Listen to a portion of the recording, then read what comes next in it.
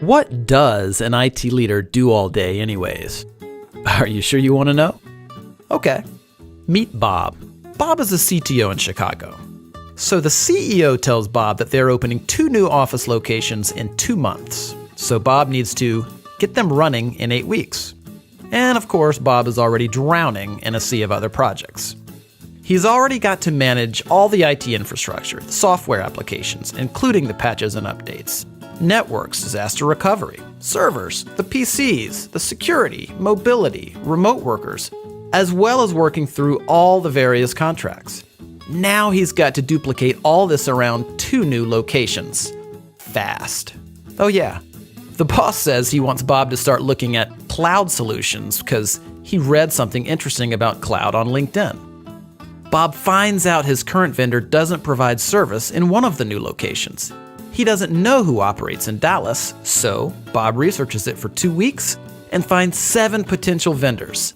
7 potential vendors. And time is running out.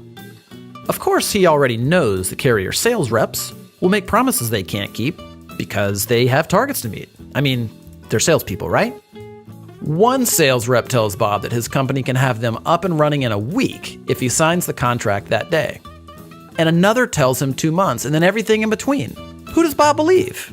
And the pricing? All over the place for really no apparent reason. Now it's already 5 weeks later, and only 2 of the vendors he's talked to have a solution remotely close to what he needs. And now what about cloud? The process starts all over again. And Bob is no cloud expert, so he's flying completely blind here. Who should he believe? Then Bob talked to a supplier-agnostic, trusted technology advisor.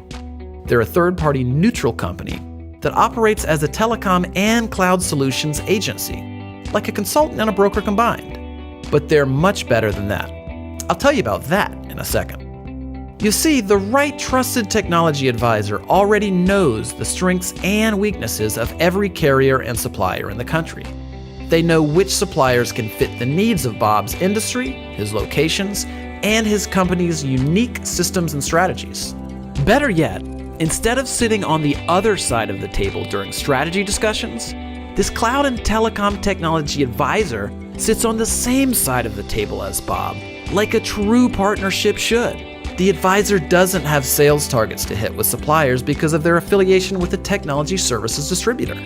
They can choose from dozens or even hundreds of suppliers with no obligation or incentive to choose one, meaning Bob gets the best solution for his company, not for the salespersons. In short, the advisor cares less about selling Bob something and more about helping Bob find the right solution. When there's a problem, Bob calls his new vendor-neutral technology partner, not a customer service representative. Escalations get prioritized for Bob. Since the technology advisor is a business, not a job-hopping sales rep, they're investing in Bob and his company for decades. And Bob literally has one phone to call when problems arise.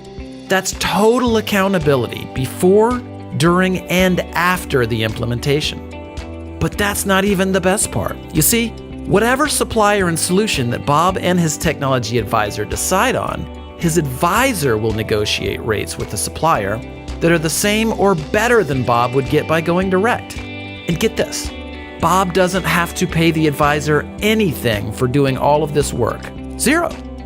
The advisor partner gets paid by the supplier as if they would pay one of their own sales reps. Well, better actually. So Bob gets all of the service, strategy, accountability, trust, and optimal solutions at zero cost.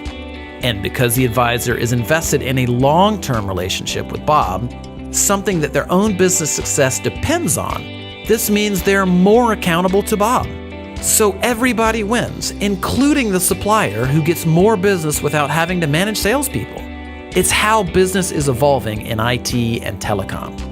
So do you want to get all of these benefits of working with a no-cost cloud and telecom technology advisor?